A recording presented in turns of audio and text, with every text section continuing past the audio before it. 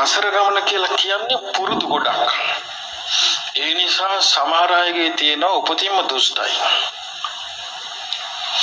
සමහර අයගේ ස්වභාවය තමයි කොච්චර ආශ්‍රය කළත් හොයන්න බෑ. ඒ කියන්නේ හිතේ තියෙන වංචාව හංගගෙනම ඉන්නේ. සමහර අය හරි හිත හොඳ එකේ සීමාව දන්නේ. හැමතිස්සෙම අමාරු වැටෙනවා. සමහර ඉන්නවා බද්ධ වෛර කරගන්නවා චූටි දෙයකට. මේ වගේ নানা ප්‍රකාර ගතිගුණ. දැන් මෙතන ඉන්නවනම් ළමයි 1000 මේ ඔක්කොගෙම චරිත 1000 ගණනක්.